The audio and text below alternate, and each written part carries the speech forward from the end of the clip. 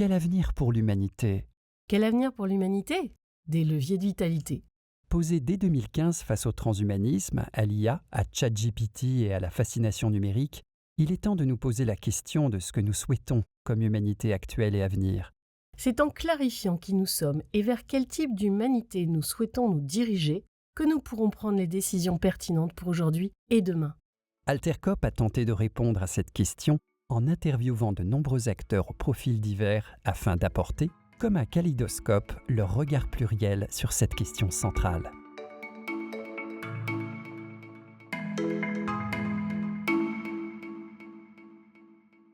Bonjour Isabelle. Bonjour. Est-ce que tu veux bien, s'il te plaît, te présenter, dire qui tu es, pour qu'ensuite on rentre dans le contenu de la rubrique ? Est-ce que tu peux... Alors, ça fait une vingtaine d'années maintenant, un peu plus de 20 ans que je suis engagée dans les questions écologiques, économiques et sociales, ce qu'on appelle le développement durable. Et j'ai fait pas mal, comme beaucoup d'acteurs dans l'écologie, pas mal de métiers différents. Et je suis notamment auteure, conférencière, et je me suis intéressée, après m'être beaucoup intéressée à l'état des lieux, que j'ai essayé de communiquer de façon majeure à un public le plus large possible. J'ai notamment travaillé en fait avec Yann Arthus-Bertrand et écrit son film Home. Je me suis vraiment intéressée aux solutions qui émergeaient, qui pouvaient répondre à la crise écologique que nous vivons aujourd'hui. Et donc depuis 7 ans maintenant, j'ai entamé des recherches sur la nouvelle économie, parce que c'est là qu'il y a des réponses. La nouvelle économie qui émerge depuis 40 à 50 ans, les nouveaux modèles économiques et productifs. Et j'ai sorti un modèle intégratif. J'ai initié un modèle intégratif pouvant expliquer cette nouvelle économie qui s'appelle le modèle de l'économie symbiotique. Voilà. Et aujourd'hui, j'ai une agence et une association autour de ce modèle pour accompagner les acteurs en transition. Voilà. Merci. Alors, donc mon invitation avec ce que tu as déjà réalisé et justement ce concept en action d'économie symbiotique, c'est que tu puisses apporter ton point de vue à cette rubrique qui est quel avenir pour notre humanité, en sachant que je pense que si on ne parvient pas, nous les citoyens, à avoir une vision suffisamment claire de à quoi ça pourrait ressembler, et puis une éthique aussi de ce futur qu'on souhaiterait. Quand je dis humanité, c'est humanité et aussi de tous les règnes et aussi de la Terre. Hein. Je veux dire, c'est pas juste les êtres humains, mais quelle humanité pour quel lien à la Terre. Je me dis que tu as sans doute un point de vue et je te propose de pouvoir donner ton point de vue et qu'on puisse en débattre. Merci. Voilà. Alors, par rapport à ça, je pense qu'on est à une rupture radicale qui est... en fait, c'est marrant parce que quand on écoute les économistes, par exemple, ils nous disent qu'on vit et va nous coûter aussi cher est aussi radical que la crise de 29 et les 2 guerres mondiales réunies. Si on écoute les historiens, ils nous disent c'est une nouvelle renaissance.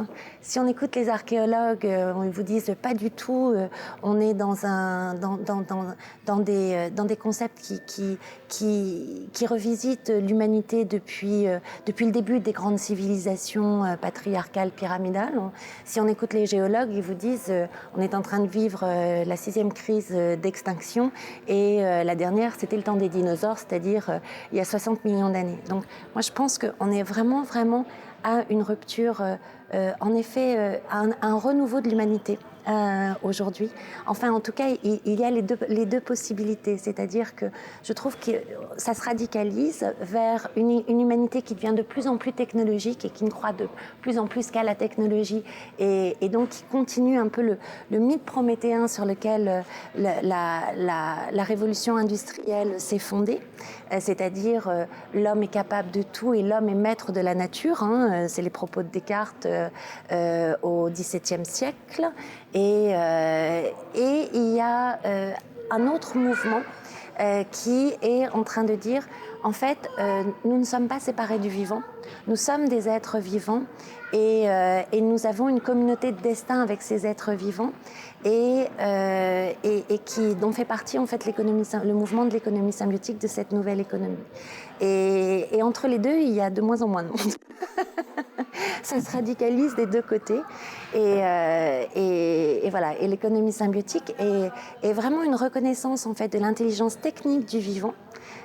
Qui permet de combler de nombreux besoins humains, des centrales d'épuration de l'eau, des déchets, de la création de matériaux avec toutes les qualités isolantes, transpirantes par exemple pour l'habitat, etc. La médecine avec notamment des bases naturelles, etc. Et ça, c'est vraiment quelque chose qui reconnaît en fait l'intelligence du vivant, qui reconnaît un maillage en fait indispensable entre les sociétés humaines et les sociétés vivantes. En quoi c'est différent de l'économie circulaire ? Alors, c'est une économie circulaire. L'économie circulaire qui est biomimétique, c'est-à-dire qu'elle s'inspire du vivant pour fonctionner, et qui dit en fait dans la nature il n'y a pas de déchets, il n'y a pas de ressources. Tout déchet est la ressource d'un autre, tout déchet d'un être vivant est la ressource d'un autre être vivant. C'est très appliqué aujourd'hui à tout ce qui est justement l'ensemble de notre technosphère, c'est-à-dire toutes les machines qu'on a construites et la matière qu'on a extrait de la ressource de la terre, tout ce qui est minéraux, béton, ciment, etc. Donc elle s'applique beaucoup là et elle voit dans le vivant une ressource en matériaux et en énergie, en biomasse. En fait, dans l'économie symbiotique, il y a un aspect autre qui est très bien vu par l'ingénierie écologique, l'agroécologie, la permaculture, etc., qui voit la puissance des écosystèmes eux-mêmes qui sont capables de réaliser un tas de fonctions et qui en plus donnent des plus-values sociales, paysagères, régénératrices et physiologiquement et psychiquement pour les individus qui côtoient ces écosystèmes et qui réalisent un tas de fonctions qui sont en fait les mêmes pour les sociétés humaines que pour les sociétés vivantes. Depuis 3,5 milliards d'années, le vivant a besoin de se nourrir, a besoin de se reproduire, a besoin de s'isoler du chaud, du froid, a besoin de se protéger des inondations, des sécheresses, a besoin de purifier son eau, a besoin de purifier ses déchets, etc. Et les écosystèmes vivants sont très puissants par rapport à ça. Et donc, c'est cette reconnaissance de l'intelligence fonctionnelle des écosystèmes qui manque encore un peu dans l'économie circulaire aujourd'hui. C'est une économie circulaire vivante plus une économie circulaire de la technosphère. C'est des mots un peu barbares, ça, mais c'est vraiment l'ensemble de nos machines. C'est l'alliance des deux, en fait, l'économie symbiotique. En fait, quand tu disais qu'il y a deux voies, c'est surtout plutôt deux conceptions humaines qui sont radicalement différentes dans ce que tu proposes.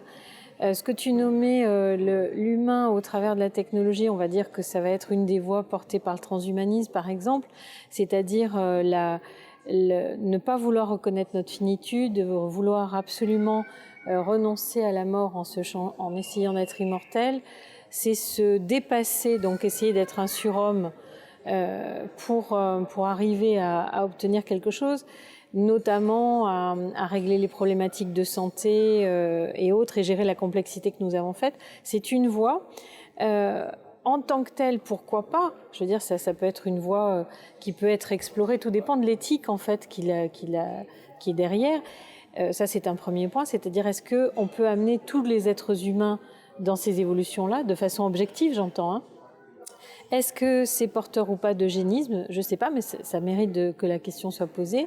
Mais je pense, et c'est à ça que je crois que tu seras aussi sensible, c'est que cette voie-là est très consommatrice de matériel, d'énergie, de ressources éventuellement rares, c'est-à-dire qu'elle est toujours, comme tu le disais, dans une logique prométhéenne de l'homme sur la nature qui la puise et avec un risque, c'est que si on fasse ça, imaginons même pour 7 milliards d'humains, on risque d'assécher encore plus vite la Terre de ses ressources. Alors, je pense qu'en effet, le transhumanisme est fondé énormément sur la technologie et l'intégration en fait de l'homme et de la machine, l'intégration très très intime. Et donc, il apporte deux choses. Il a besoin d'énormément de ressources, et notamment des terres rares, qui sont des métaux en quantité extrêmement rare dans la croûte terrestre et qui sont extrêmement demandés justement dans tout ce qui est high-tech. Et le transhumanisme a une grande partie d'high-tech. Ensuite, donc, au niveau de la finitude des ressources, aujourd'hui, il ne peut pas y avoir de transhumanisme pour 7 milliards de personnes. Donc c'est une idéologie élitiste. Elle ne pourra pas être accessible à l'ensemble des êtres humains. D'autre part, par rapport aux vivants, c'est vraiment la prolongation du paradigme que l'on connaît depuis les grandes civilisations hydrauliques, donc qui sont constitutives de nos civilisations, c'est-à-dire qu'on veut toujours transformer la nature. On a une idée de ce qui, du progrès. Qui est souvent de quelques personnes, parce que quelques personnes qui sont à l'origine de la richesse ou à l'origine qui peuvent capitaliser en fait cette recherche et donc qui projettent leur vision du monde et qui est une vision de transformation de la nature de nouveau, parce que là on transforme la nature humaine et sur ça on a quand même très peu de recul. On commence déjà à voir par exemple que pour moi on est déjà dans une phase de transhumanisme, c'est-à-dire que on voit bien, on commence à avoir de plus en plus de psychologues et de psychiatres qui commencent à alerter sur les effets justement de la technosphère sur nous-mêmes. Mais c'est les écrans, c'est la rapidité des images, c'est la rapidité du mouvement qui transforme en fait notre comportement et qui aussi transforme notre capacité de réflexion. Parce qu'on se rend compte qu'on a besoin au contraire de temps lent pour réfléchir. Or, dans le transhumanisme, on est toujours sur l'action. Et non pas sur toujours agir, rendre encore plus puissante l'action et beaucoup moins rendre plus puissante en fait la créativité et la réflexion, qui elle a besoin de temps long, de maturation et au contraire qui d'ailleurs est favorisée avec une altérité totale qui est celle du végétal par exemple, du vivant, etc. On s'aperçoit que des gens se régénèrent si on isole des groupes entre les mettre dans une ville et les mettre dans des rues et dans des parcs, eh bien même en 1 heure, ceux qui sont allés dans un parc avec un beau paysage sont bien plus régénérés physiquement et mentalement que ceux qui sont allés dans la rue. Parce qu'on a besoin, en fait, on n'est pas les mêmes sans le végétal. On l'a oublié, mais on n'est pas les mêmes sans la nature autour de nous.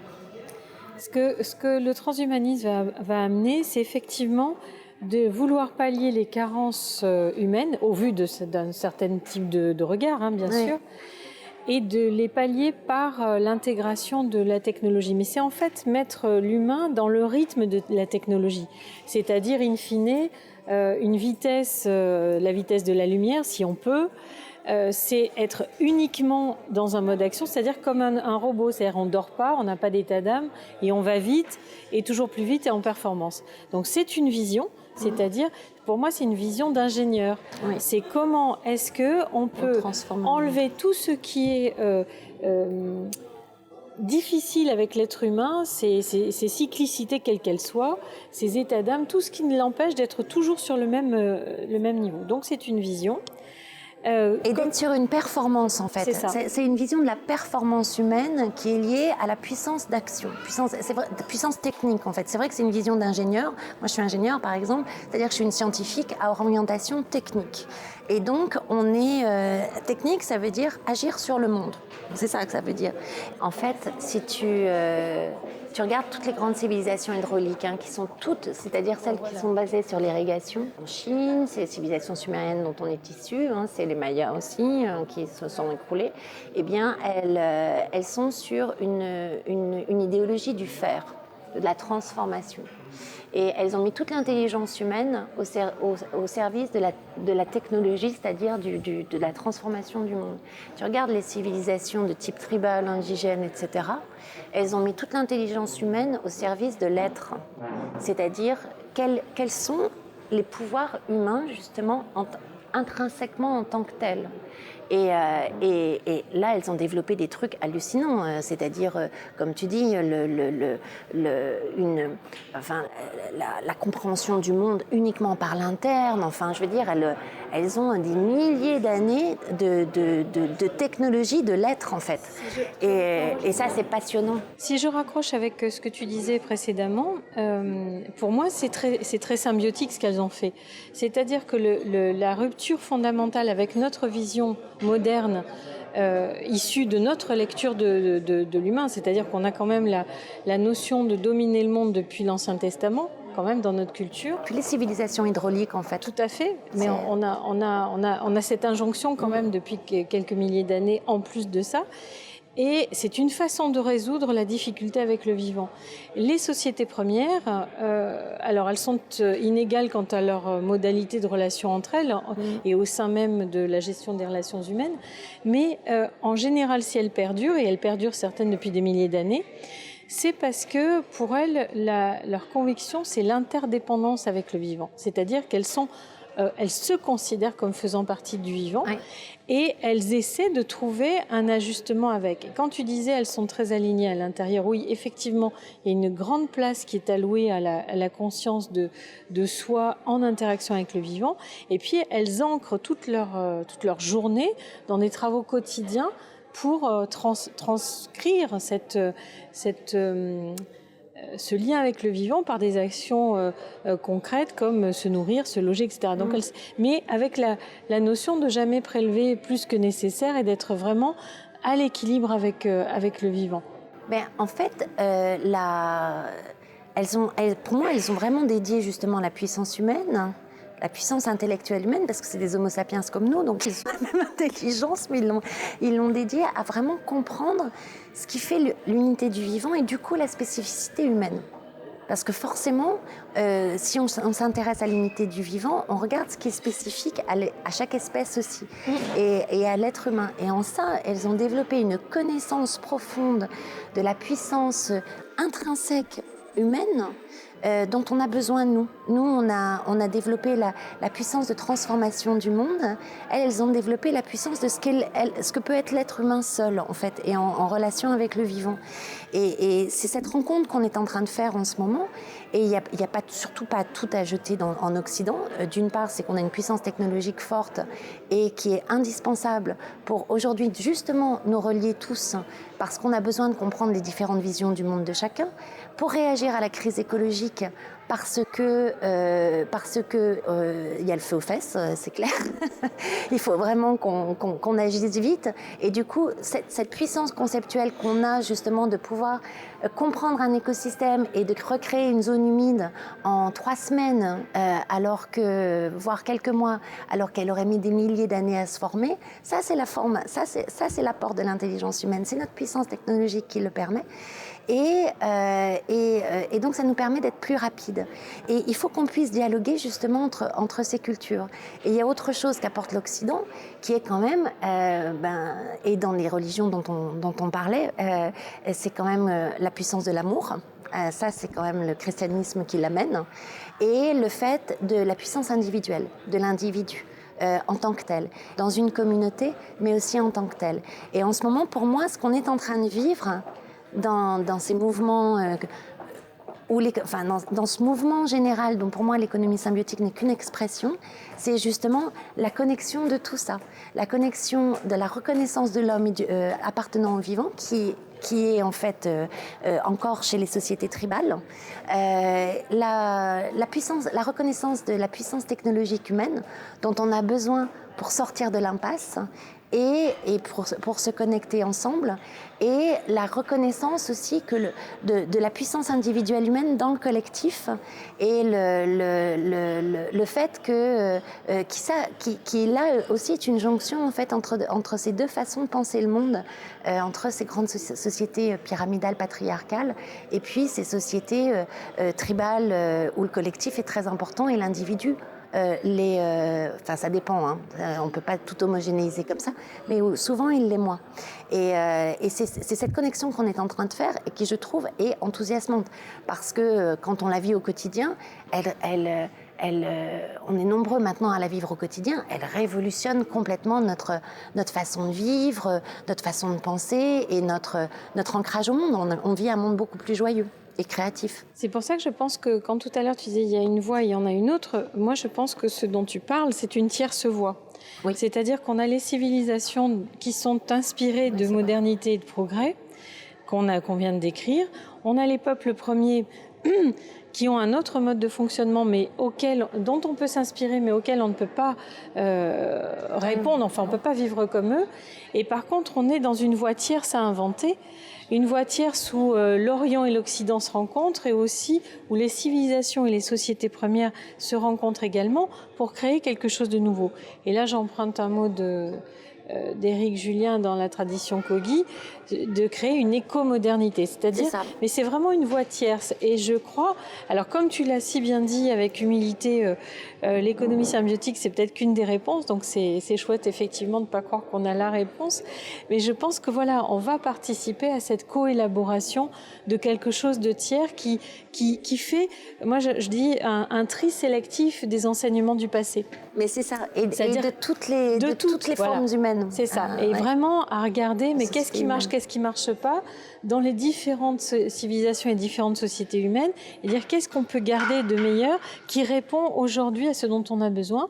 Et là où c'est quand même très nouveau, effectivement, et qu'on a un changement de paradigme puissant, c'est sur le fait qu'au lieu de vouloir dominer la nature et d'en être totalement séparé, enfin de concevoir qu'on en est séparé, c'est de réaccepter avec humilité qu'on en fait partie, et par conséquent c'est là que ça change le regard biologique et que ça permet de s'inspirer du vivant et d'avoir ce regard biomimétique en disant mais alors peut-être que cette nature qui existe depuis 3,5 milliards d'années et même un peu plus, elle a quelques clés de durabilité à nous donner puisqu'elle est toujours vivante, et que nous qui faisons les fanfarons depuis quelques millions d'années à peine, on a peut-être enfin quand je parle avec les grands primates en amont, hein, on a peut-être des clés à comprendre, parce que ce que nous avons créé comme monde aujourd'hui, nos civilisations qui fonctionnent sur prélever de la nature, elles s'effondrent toutes, comme l'a dit Jared Diamond. En fait, elles s'inspirent du vivant, mais elles font avec le vivant aussi. C'est-à-dire que quand une centrale d'épuration est capable d'être faite par des jardins, 1 mètre carré de jardin suffit pour épurer les eaux d'un équivalent habitant, qu'en plus ça vous donne du paysage, ça vous donne des squares, ça vous donne... c'est pas la peine de vouloir faire comme la nature. Mettons-la où elle est et utilisons notre intelligence pour justement la mailler la plus efficacement possible. Et comme tu l'as si bien dit aussi, c'est je crois j'ai oublié en fait ce que je voulais dire. Non, c'est pas grave. Mais oui, c'est-à-dire que ce qu'on a oublié dans notre société, c'est la fertilité. C'est-à-dire qu'on transforme le monde, mais on oublie de le régénérer. Et ce qui est, je trouve, absolument prodigieux dans la nouvelle économie qui est en train d'apparaître, c'est que c'est une économie régénérative. C'est-à-dire qu'elle régénère la fertilité écologique du milieu dont elle dépend, elle régénère la fertilité sociale, elle régénère la fertilité financière aussi. C'est une économie rentable et souvent même plus rentable. Et elle régénère la fertilité économique de toutes les parties prenantes. Parce que c'est une économie de la collaboration. Donc en fait, elle rompt avec deux paradigmes. Un, que l'homme est un loup pour l'homme uniquement. Parce on croit fondamentalement que l'homme est un loup pour l'homme. Donc elle passe de la compétition comme paradigme prioritaire à la collaboration comme paradigme prioritaire. Ça n'empêche pas la compétition. Mais ce n'est plus le paradigme prioritaire. Et la deuxième rupture, c'est qu'elle reconnaît l'intelligence du vivant et elle fait symbiose avec l'intelligence humaine. Pour moi, c'est les deux grandes ruptures qui se font socialement aujourd'hui, qui s'expriment dans la nouvelle économie. Et toutes ces formes économiques émergentes, en fait, c'est des gens de bonne volonté, souvent, qui, depuis 40, 50 ans, essayent de générer leur rentabilité autrement. Et la nouveauté, c'est depuis quelques années, elles convergent. Ça, c'est la nouveauté. Et ça, c'est une très, très bonne nouvelle. Et c'est pour ça qu'on commence à la voir apparaître, en fait. En fait, en t'écoutant, ce que j'entends, c'est qu'en fait, on a une rupture d'une autre nature encore en amont, mais que tu as induite en disant fertilité, c'est qu'on sort d'une économie et d'un regard sur le monde qui est anthropique et qui nourrit la mort, puisqu'on tue des personnes, physiquement ou symboliquement, on tue des ressources, on abîme la nature et on jette les gens. Enfin, on est dans une obsolescence programmée de ressources humaines. Et voilà. Donc est considéré comme une ressource. Donc c'est un paradigme qui est basé sur la mort et sur l'entropie, tandis que ce dont on parle, c'est un paradigme qui reconnaît la vie. Et donc, on est dans quelque chose qui veut nourrir la vie et le vivant, qui s'en inspire et qui veut le nourrir. Et ça, c'est profondément différent. Je pense que les personnes qui sont dans le paradigme dominant encore n'ont pas conscience qu'ils nourrissent la mort. Enfin, je ne pense pas du tout qu'ils soient conscients de ça. Et ils diraient, mais non, mais on nourrit la vie. Je pense qu'ils ne sont pas la mesure de en quoi ce modèle anthropique est en fait quelque chose qui est autodestructeur de tout. Donc, pour moi, il y a cette vie et mort, auquel évidemment vont se rajouter la notion, dans une ligne directrice, mort, guerre, valeur de prédation et de compétition. Conquête. Et de l'autre côté, on va avoir vie et on va avoir envie d'aller jusqu'à la coopération parce qu'on veut tisser ensemble ce qui va permettre de perdurer, d'être durable et de respecter les règles. Et en fait, c'est les deux qui se rejoignent parce que, en effet, l'économie aujourd'hui n'est pas durable tout simplement parce qu'il suffit de faire des cartes et de flécher toutes les activités humaines selon le paradigme actuel détruisent la ressource dont elles dépendent. Voilà, c'est simple. Donc forcément, elles ne sont pas durables. La nouvelle économie régénère la ressource dont elle dépend. Donc voilà, et c'est pour ça qu'elle est régénérative. Et donc on a les deux choses qui se mêlent, c'est-à-dire qu'on a en effet la fertilité, le cycle de la vie, le cercle, la conquête. Qui a été notre paradigme dominant aujourd'hui. On veut conquérir des nouvelles technologies, des nouveaux territoires physiques ou mentaux d'ailleurs, qui est vraiment sur une ligne. Et en fait, c'est comme si les deux se reliaient et formaient une spirale. C'est-à-dire que la ligne déforme le cercle. On n'est pas sur comme on était avant d'ailleurs les sociétés pyramidales, donc il y a plus de 10 000 ans, sur une reconduction à l'identique et lente de la société. On est vraiment sur quelque chose qui est à la fois de cette conquête, une vraie notion de progrès qui est sur la ligne, cette régénération de la fertilité, et ça crée cette spirale en fait. Et c'est pour ça aussi que ça s'appelle symbiotique, parce que la symbiose, c'est ça, c'est deux êtres, deux entités qui croissent ensemble, donc l'une croît et fait croître l'autre en même temps. Comme les branches d'ADN. Comme des branches d'ADN. On est vraiment dans cette motif de la spirale, et c'est pour ça que, si je reprends ce qu'on disait tout à l'heure, c'est pour ça que ni, pour moi, les sociétés indigènes, tribales, etc., dans leur vision du monde, ont la réponse par rapport à aujourd'hui, parce qu'elles sont trop lentes pour y répondre, ni nous n'avons la réponse parce qu'on est des sous-développés du vivant, on n'y comprend rien au vivant, très peu, on a beaucoup moins de compréhension du vivant qu'eux, et c'est pour ça que l'alliance des deux, pour moi, est la seule qui puisse nous tirer d'affaire aujourd'hui. Et en plus, elle est enthousiasmante. Je suis tout à fait d'accord, et à nouveau, tu vois, tu places la notion de tiers, c'est-à-dire il y a une chose, une autre, et on invente autre chose. Et en termes d'archétype, donc on a l'archétype traditionnel de Prométhée pour rendre compte de la modernité. Il y a certains qui vont nommer l'archétype de Dionysos pour rendre compte de la postmodernité, qui pour moi, en fait, est une phase d'humus qui permet de l'émergence de la suite.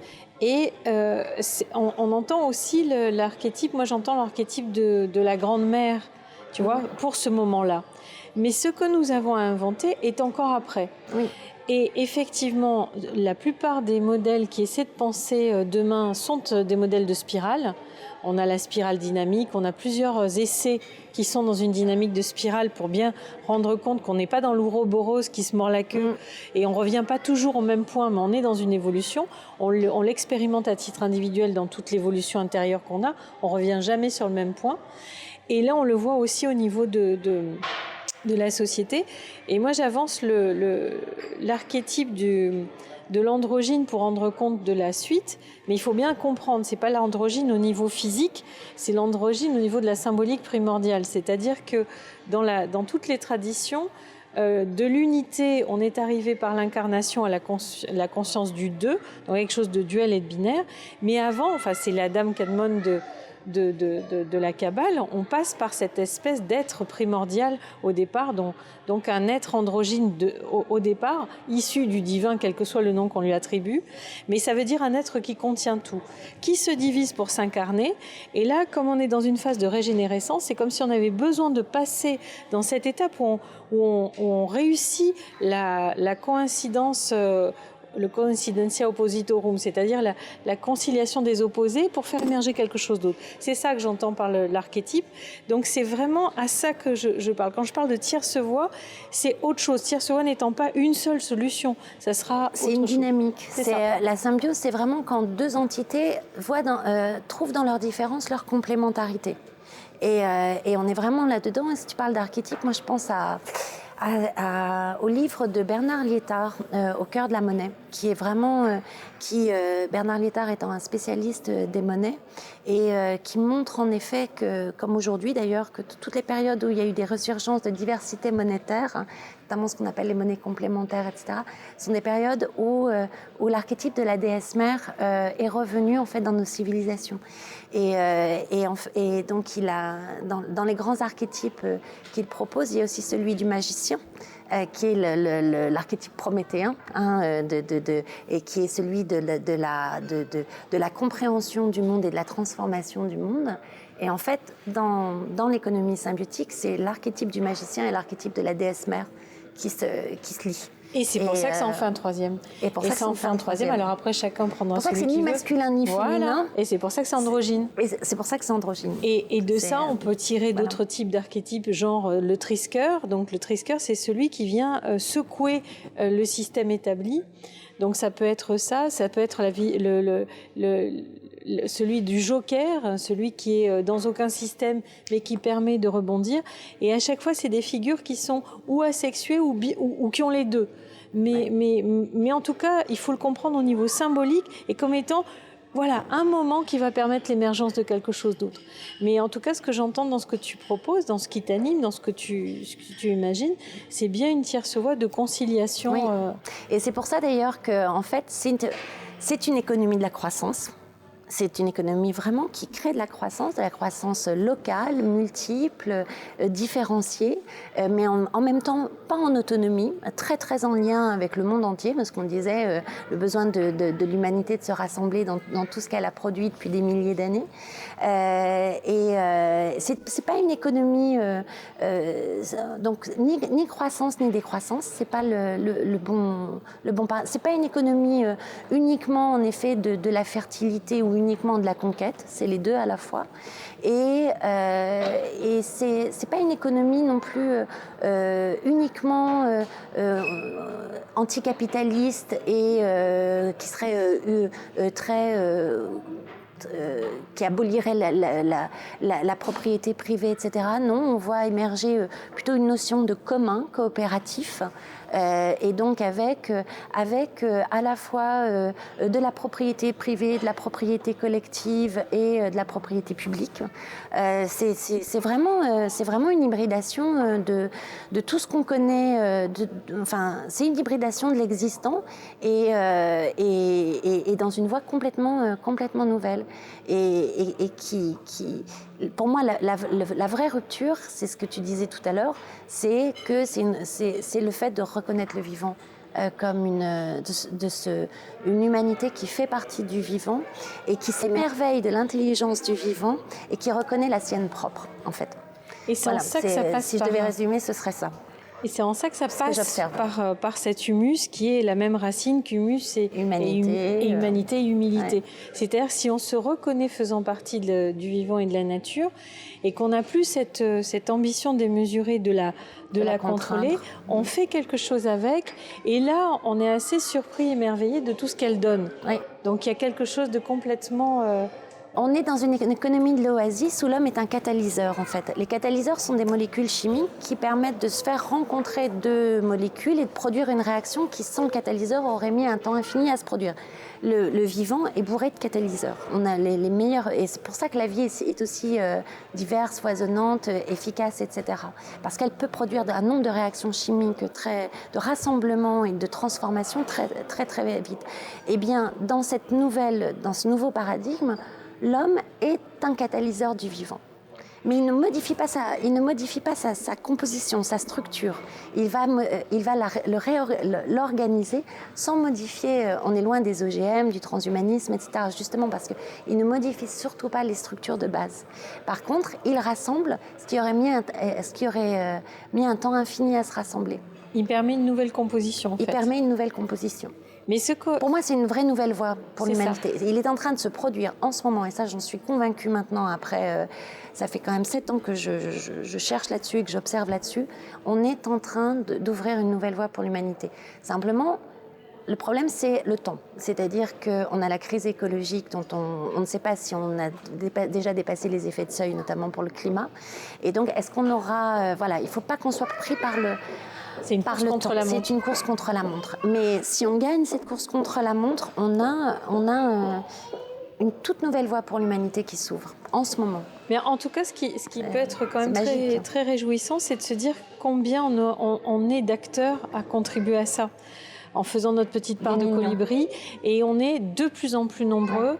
Et donc, le fait que les grands médias ne montrent que justement le paradigme en souffrance et pas du tout ce qui émerge, empêche à la grande majorité des gens de se rendre compte que c'est pas des cas isolés, c'est pas des utopies, c'est des millions de gens qui agissent de par le monde, chacun en prenant un bout de la problématique, en agissant à un endroit, mais on est excessivement nombreux à se soucier. Alors quand je dis on, je m'inclus dedans, mais dans le sens où on se pose la question, on essaie de mettre en lumière ceux qui font quelque chose, où on essaie d'agir, où on essaie de repenser les catégories, où on essaie d'expérimenter, on se trompe et remonte. C'est ça que j'appelle ce on. Il y a énormément de personnes différentes qui agissent dans tous les champs, dans les champs de la biologie, de l'agriculture, de l'économie, de la politique, de la finance, tous les champs sont interpellés. Tous les champs. Ça concerne tous les champs d'activité. On est des millions, des dizaines de millions sûrs, peut-être même des centaines de millions. Quand je travaille avec les territoires, c'est absolument passionnant parce que le fait de montrer la cohérence de cette nouvelle économie qui émerge, les acteurs s'aperçoivent, les maires, les élus, etc. Mais en fait... oui, on connaît un tel qui fait ça. Et vous prenez n'importe quel territoire, vous faites sortir des dizaines d'acteurs qui agissent déjà comme ça. Et c'est totalement vrai, c'est-à-dire qu'on manque du miroir social de cette nouvelle économie, qui est les médias. Donc on ne la voit pas, on ne la reconnaît pas, on n'a pas de miroir pour nous voir. Et le politique au niveau national. Le politique au niveau local, beaucoup l'ont compris, il agit beaucoup. Mais le politique au niveau national, celui qui est relayé par les médias en fait, ne s'exprime pas encore là-dessus. Et du coup, on a toujours l'impression que c'est un épiphénomène, alors qu'en fait, on a depuis longtemps dépassé les signaux faibles. C'est clair. C'est depuis très longtemps. En quelques années, c'est clair de voir que c'est de plus en plus agissant. Et ce qui est intéressant, c'est les générations les plus jeunes qui, elles, se soucient plus de ça, elles agissent, elles font. Et là, on a des vrais laboratoires. C'est pas pour rien qu'on parle de Fab Lab et de toute forme de laboratoire pour agir, parce que les plus jeunes s'emparent. Alors, on a rencontré dans cette rubrique justement un laboratoire parmi d'autres, la Paillasse, et qui montre qu'ils ont commencé à faire quelque chose au niveau de la biologie, mais qu'ils ont des acteurs de tous les environnements qui les rejoignent parce qu'ils veulent faire laboratoire pour co-créer et co-inventer demain. Donc ça touche, et il nous précisait que ça touche toutes les générations, c'est-à-dire que l'initiative est faite par certains, l'impulsion est faite par certains, souvent plus jeunes, pas que, et qui réunissent des tas de gens, des scientifiques, pas des scientifiques, c'est mixte, c'est toute génération confondue. Donc ça veut dire que ça répond profondément à une appétence des citoyens à trouver eux-mêmes des solutions pour leur quotidien, et puis pour leur quotidien et leur présent, mais aussi pour leur futur et le futur de leurs enfants. Oui. Et il y a une conscience qui est bien plus forte dans la majorité des citoyens qu'effectivement dans ceux qui nous représentent pour une certaine partie en tout cas. Au niveau national et international, au niveau local, il y en a de plus en plus. On le voit même, on va changer de sujet, mais on le voit avec le TAFTA, où on voit de nombreuses collectivités locales se mobiliser contre le TAFTA, c'est-à-dire le traité commercial transatlantique qui va bouleverser en fait notre conception du droit, de la démocratie, etc. C'est quand même... Et bien, on a de nombreuses collectivités locales qui se mobilisent, de nombreuses mairies, mais au niveau national, on n'a pas cet écho. Et pareil, les études internationales, qu'elles soient sociologiques ou d'opinion, montrent qu'en fait, il y a une toute nouvelle conscience qui est en train de naître au niveau planétaire. Et par exemple, pour le changement climatique, les pays qui en sont le moins conscients, ce sont les pays industrialisés. Et le pays le moins conscient, c'est les États-Unis.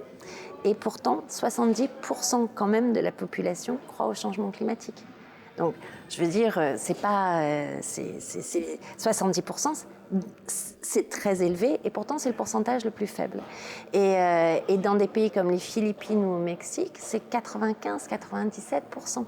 Chez nous, on est entre 70 et 80%. Et ça s'accompagne d'une nouvelle vision de la santé, ça s'accompagne... il s'est passé aussi depuis les années 2000 quelque chose de très très fort, c'est-à-dire qu'on a vu les cancers augmenter dans nos familles, les problèmes de reproduction, les problèmes hormonaux. Pendant ce temps-là, on voit aussi que les abeilles meurent par milliers pour des causes environnementales, que les poissons changent de sexe, etc., etc. Et donc, en fait, il y a une connexion qui se fait, où finalement, le poisson qui change de sexe, et puis ma nièce à puberté ultra précoce, on se demande ce qui se passe, ou mes copains qui ne peuvent pas faire d'enfants, qui ont recours à la fécondation in vitro, tout ça, ça commence à faire plus qu'un. Et c'est ça qui est en train de se passer aujourd'hui. Quand les femmes canadiennes, par exemple, manifestent pour interdire le bisphénol A dans leur biberon, elles disent « Je manifeste mon droit d'être vivant. Je veux pouvoir avoir une grossesse et des enfants qui soient en bonne santé. En bonne santé, tout simplement en bonne santé. » Et ça, c'est très nouveau. Est-ce que ce que tu dis là, en fait, sur cette notion de conscience, ça appelle deux choses. C'est et cette rubrique y participe, c'est comment on aide à faire grandir le niveau de conscience, c'est-à-dire cette compréhension de la complexité où des choses qui étaient vécues comme éparses sont en fait connectées et avoir cette compréhension pluridisciplinaire des événements et des interactions entre les événements. Et il faut que ça s'appuie sur la connaissance des domaines. C'est-à-dire qu'il y a un certain nombre de personnes qui ne parviennent pas à comprendre et encore moins par conséquent à agir parce qu'ils n'ont pas les briques de connaissances minimales pour arriver à se faire une représentation de la situation du problème et par conséquent de comment ceux qui nous gouvernent ou qui prennent les décisions les prennent, c'est-à-dire sur quels critères, sur quels facteurs. Donc ça, c'est vraiment un chantier énorme aussi, c'est rendre les connaissances minimales pour comprendre le changement de société accessibles à tous, pour que précisément les personnes puissent avoir un avis et comprendre que quand on nous oriente là ou là, ça n'a pas la même incidence et de pouvoir dire on est d'accord ou on n'est pas d'accord. Et là, il y a vraiment une fracture. Alors, je ne parle pas du coup de l'intérêt des gens, mais il y a une démotivation qui est liée à la complexité du monde. Et les gens se disent « non, mais c'est trop compliqué, on n'y arrivera pas ». Et donc, comme ils le vivent comme compliqué, ne comprenant pas la complexité et n'ayant pas de clé de lecture, ils abandonnent. Et ils abandonnent à ce que la démocratie a mis en place, c'est-à-dire des représentants du peuple. Et ça, je pense que c'est quelque chose de très important. Par exemple, ce dont tu parles, de peut-être arriver à, je sais pas, un MOOC ou n'importe quoi, mais qui donnerait des briques de compréhension pour que, effectivement, les tilts dont tu parles, que des événements épars, on puisse comprendre en quoi ils sont connectés pour telle et telle cause et donc pour telle et telle conséquence. Je pense que c'est vraiment important. Et ça nécessite, et c'est difficile, parce que c'est quand même, en effet, ça peut être complexe, mais ça nécessite d'abandonner les jargons. Et c'est difficile. Je suis sûre que là, pendant l'entretien, on n'a pas voulu le faire, on a quand même jargonné alors qu'on voudrait abandonner ça. Ça, c'est très difficile. Il y a le fait aussi que tous ces mouvements, notamment écologiques, etc., ou sociaux, etc., paraissent compliqués parce qu'on veut toujours contraindre, on pense toujours par rapport au paradigme existant. Or, il n'est pas fait, son moteur en lui-même n'est pas fait pour résoudre la crise écologique écologique ou la crise sociale ou la crise économique, puisque, comme je disais tout à l'heure, il détruit ce dont il dépend. Il a des actions négatives sur les ressources dont il dépend. Donc, en fait, chaque fois qu'on prend ces problèmes-là avec notre schéma de pensée existant, ça devient très compliqué parce qu'il faut, c'est comme si on voulait contraindre le moteur, on lui met un boulon par-ci, une plaque par-là et puis un truc pour ici, alors ça devient un monstre très très compliqué. Si on arrive à basculer de l'autre côté et à comprendre justement le nouveau paradigme, alors là, ça devient très simple. C'est complexe, c'est fait de plein de liens, de synergies. C'est une dynamique de dynamique, en fait. C'est la dynamique. Le vivant est dynamique, c'est la dynamique du vivant. Donc, c'est une dynamique de dynamique. Donc, c'est complexe. Mais par contre, c'est très clair. C'est pas compliqué. C'est pas compliqué. Mais c'est quand on a compris enfin, je trouve que plus on comprend, quand on a compris, c'est un peu prétentieux, plus on comprend ce qui est en train de se passer, le nouveau paradigme, plus il est clair, plus c'est facile de comprendre ce qui se passe. Parce que c'est pas compliqué. Et c'est pour ça qu'arrive la coopération. Donc, on la retrouve assez fréquemment, notre amie la coopération. Elle arrive à ce moment-là de façon évidente. On ne peut pas arriver à comprendre la complexité du monde tout seul, et encore moins la résoudre. Et donc ça, les plus jeunes l'ont compris puisqu'ils sont nés dans l'environnement d'Internet. Donc ça veut dire qu'ils ont la configuration physique par Internet et mentale parce qu'ils l'utilisent, d'interconnexion permanente de tout. J'ai besoin d'une information avec Google ou peu importe le système, je vais aller la chercher sans savoir où elle est en fait, et c'est pas grave. Donc cette dynamique d'interconnexion où ça va avoir des effets d'équivalence entre les individus, où je peux demander à n'importe qui de très élevé socialement, au moins de la même manière, je vais lui poser une question, lui demander quelque chose. Donc il y a un câblage des plus jeunes à être dans une coopération de fait, et nous sommes amenés à coopérer pour comprendre, pour trouver des solutions et pour les mettre en place. Donc cette nécessité venant du vivant, c'est une évidence pour arriver à répondre. Et quand on est plusieurs, certes, on va sans doute pas pouvoir faire l'encyclopédie tout de suite dans la version du paradigme d'avant, c'est-à-dire qu'on ne pourra pas être Pic de la Mirandole qui aura tout compris en un instant T. Mais en revanche, on va avoir bricolé quelque chose, ça aura pris du sens, on l'aura compris, on aura réussi quelque chose, sera content et on passera à l'étape suivante. Donc il y a quelque chose de l'ordre du bricolage qu'avait dit Claude Lévi-Strauss en son temps. Ouais. Il y a un bricolage qui se fait aujourd'hui pour co-construire maintenant et demain, avec une humilité de dire, ben voilà, j'ai besoin de l'informaticien, du biologiste, du designer, de je sais pas quoi, et tout ça ensemble, ça va sans doute faire quelque chose qui a du sens. C'est un truc qu'on retrouve dans tous les nouveaux modèles, c'est-à-dire que on arrive à coopérer quand on a une question commune, un centre d'intérêt commun qui est comme un cœur de marguerite. Chacun avec ses compétences et ses spécificités se plug comme ça sur ce cœur, comme les pétales qui vont tous dans le même sens, et chaque pétale est une compétence. Et pour arriver à communiquer et à trouver la réponse à la question, qui est aussi au cœur de la marguerite, il faut se comprendre. Donc, en effet, pas de jargon. Bâtir un langage compréhensible par tous et commun, et autour d'un intérêt commun et un territoire souvent de valeurs communs, parce que ça nous permet de comprendre les mêmes blagues, d'être alignés sur les mêmes objectifs et de construire malgré nos différences. Et c'est là où on a cette symbiose, c'est-à-dire où on trouve dans nos différences nos complémentarités. Et là où on est pareil, on pourrait être concurrent, ça pourrait être des territoires de concurrence, mais en fait ça peut être des territoires de puissance.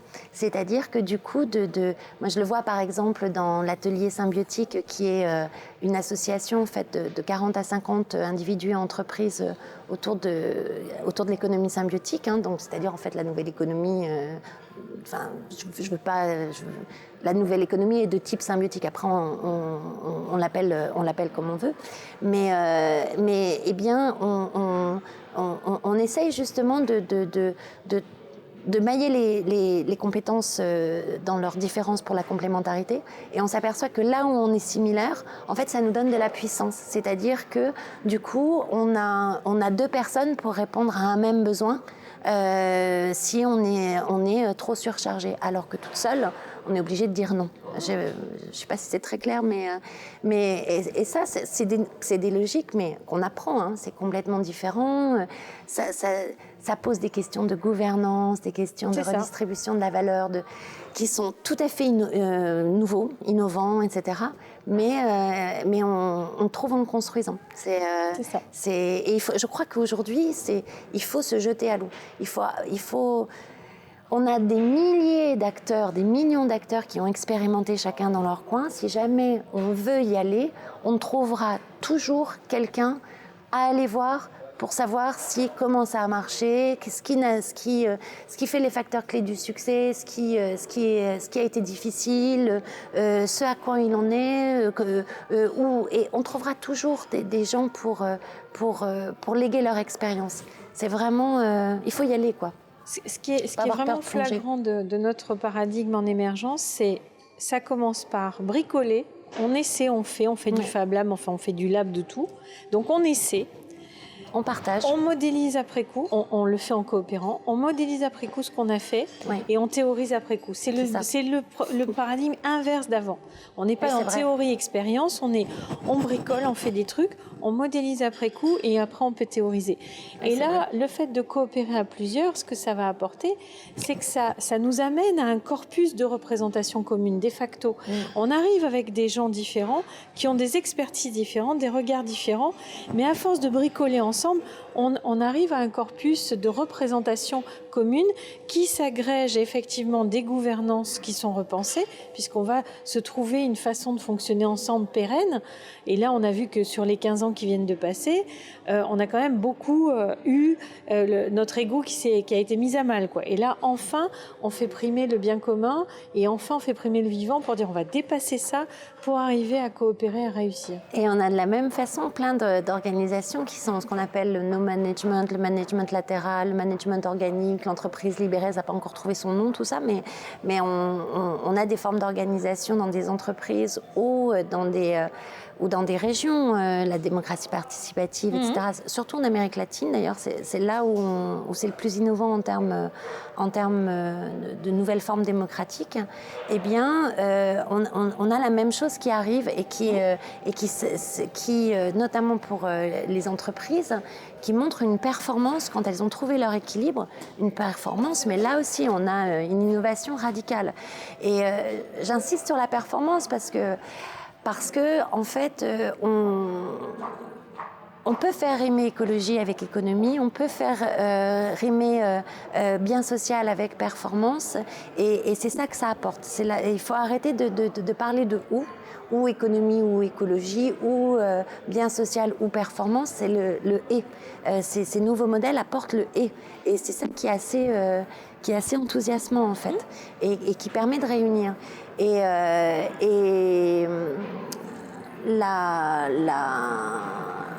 Sur la façon de coopérer, de collaborer, ce qui est aussi très intéressant, c'est qu'on arrive à des nouvelles formes d'entreprise où finalement chacun reste libre tout en faisant partie d'un commun. C'est-à-dire qu'on a des sortes de méta-entreprises qui sont en train de se créer, où on est des petites structures, mais qui s'associent pour des projets. Voilà, c'est des écosystèmes. Et du coup, chacun reste libre, tout en faisant partie de ressources communes. Voilà, ça c'est très nouveau. Hein. On est dans une agilité qui repense aussi l'institutionnalisation, l'administration, la façon de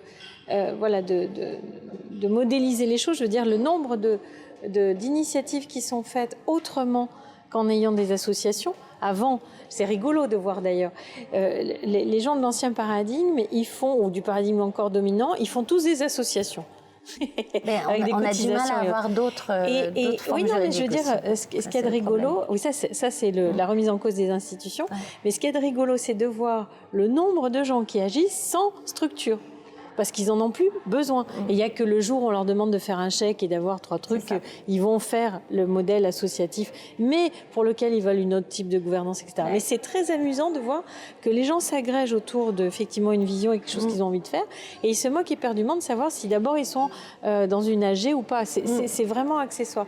Donc c'est très amusant de voir cette organisation organique précisément qui a une agilité qui donne envie aux plus grands.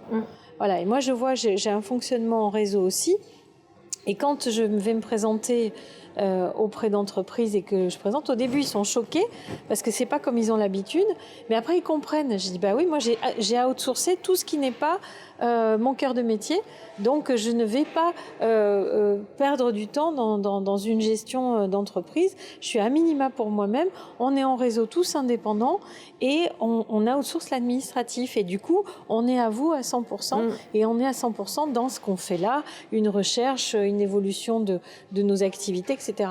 Et au bout d'un moment ils se disent ah mais on en rêverait en fait, et ça bascule à l'envers. Au départ mais ils sont pas comme nous, c'est bizarre, est-ce qu'on peut les croire, ah non, mais ils ont une des clés d'agilité, on en voudrait. Donc c'est très amusant de voir que dès l'instant qu'on change de lunettes sur la réalité, voilà, ça ouvre des portes en fait. On rejoint ce que tu disais sur compliqué, complexe. C'est-à-dire que quand on a compris, ça devient très simple. On se dit « Ah mais oui !» Et du coup, on change les catégories. On se rend compte qu'on change les catégories en ce moment. En ce moment, on est en train de revisiter tous nos concepts, en fait. Mais c'est violent quand même, je veux dire. Enfin, c'est violent dans le sens où on est en train de faire une mutation 4G quand même. Ça se fait à l'échelle de... Moi, je trouve qu'elle a commencé vraiment dans les années 70, en fait. On commence à avoir ça dans les années 70, et où ça émerge un peu partout. Et là, c'est en train de converger, donc de prendre de la puissance. Et là, en plus avec la puissance qu'amène l'Internet, etc., on est en train d'aller très très vite, d'aller très très vite. Et est-ce qu'on ira assez vite par rapport aux enjeux écologiques, c'est toute la question. Mais moi, je trouve qu'on va quand même très très vite. Et les réseaux sociaux permettent d'accélérer ces partages d'informations et de permettre d'accélérer le mouvement des transformations. Et comme en parlant des réseaux sociaux, je profite pour dire juste une dernière chose qui me semble... Parce que là, on vient de parler surtout du beau côté des choses. C'est que c'est une économie de l'intelligence, c'est une économie de la donnée, c'est une économie de la collaboration qui fait donc énormément appel à Internet. Et ce qu'on est en train de voir, justement, c'est il est en train d'émerger un capitalisme de l'intelligence, un capitalisme de la donnée, avec des géants qui ont accès à nos données, alors que nous, on n'a pas accès comme ça à l'ensemble des données. Je pense à des Google, des Facebook, voilà, les très grands de l'Internet, mais qu'on retrouve aussi dans le brevetage du vivant, qui vont aussi s'approprier comme ça l'intelligence du vivant. Et ces sociétés-là ne redistribuent pas la richesse. C'est-à-dire qu'elles nous permettent de communiquer. Donc on a une vraie rentabilité sociale, on a des vraies plus-values sociales, et tout ce qui émerge n'émergera pas aussi facilement, je pense, sans ça. Mais par contre, on n'a pas la gouvernance qui va avec, et avec une redistribution de la rentabilité qu'on génère tous. Et sur ça, on est sur un nouveau capitalisme qui est profondément dans le paradigme ancien et qui pose des problèmes démocratiques et de gouvernance qui sont quand même énormes. Donc cette économie du partage, cette économie collaborative, elle est très claire dans notre façon de produire, etc. Maintenant, il faut vraiment, pour moi c'est une urgence, alors ça dépend de son éthique, mais en tout cas moi ça correspond à mon éthique, il faut vraiment qu'on arrive à la transformer avec une redistribution de la richesse qu'elle génère, une redistribution de sa rentabilité, et donc de créer ces nouvelles infrastructures qui sont les nôtres, ces nouvelles rues où on se rencontre en commun, de faire du commun avec ça et de ne pas le laisser à quelques acteurs. Voilà. Et c'est clair que ça pose la question de la gouvernance mondiale, qui est une évidence, on y va tout droit. Elle est déjà existante sur un certain nombre d'éléments, mais c'est une évidence, on ne peut plus gérer des problématiques qui sont mondiales en ayant quelque chose qui ne l'est pas, sauf que Pour ça, il nous faudrait, il faut une gouvernance qui corresponde à un paradigme ou un autre. Et pour l'instant, on a un paradigme dominant qui va produire sa gouvernance mondiale et qui ne répond pas aux vivants. On est toujours dans la même discussion. Donc, comme là, le fait politique est en train de vraiment se réapproprier, enfin les citoyens se le réapproprient clairement parce qu'ils voient bien que ça dérive trop. La question, c'est encore une course contre la montre. Qu'est-ce qui va primer? Est-ce que c'est la mort ou est-ce que c'est la vie? Moi, je suis assez confiante qu'on bricole tellement qu'on va sans doute trouver quelque chose entre les deux. Et comme il y a de plus en plus d'acteurs qui s'y mettent, quelque chose va émerger dont on n'a sans doute pas encore l'image maintenant. Je crois aussi qu'il y a une troisième voie, c'est-à-dire qu'entre la gouvernance mondiale qui est très centralisée, très pyramidale, qui est pas peu écosystémique, et une gouvernance, mais qui en même temps est nécessaire. Donc voilà, et le non-gouvernance, quoi, d'une société très éclatée comme ce qui se passe quand même aussi aujourd'hui. Il y a cette troisième voie qui émerge, qui est ces sortes de gouvernance mouvante, collaborative, parce que ce qu'on voit dans la nouvelle économie, c'est que chacun est à la fois peut devenir producteur, investisseur, consommateur. Toutes les frontières se brouillent en fait. Donc on a ces formes de gouvernance qui sont là encore à la fois mouvantes en écosystème, où à la fois chacun est libre mais fait partie d'un commun. Et on l'a pas encore trouvé ça, mais on sent que ça grouille, quoi, ça bricole comme tu dis. Et c'est quand même extraordinaire de voir ce qu'on a construit en 15 ans. Ah, moi je suis épatée ça. Donc ça va excessivement vite.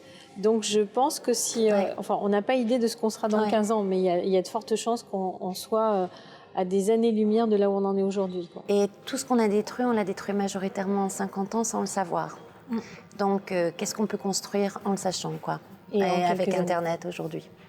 Si on envisageait un mot de la fin, qu'est-ce que tu dirais pour conclure? Qu'est-ce qui serait le plus précieux comme message à partager?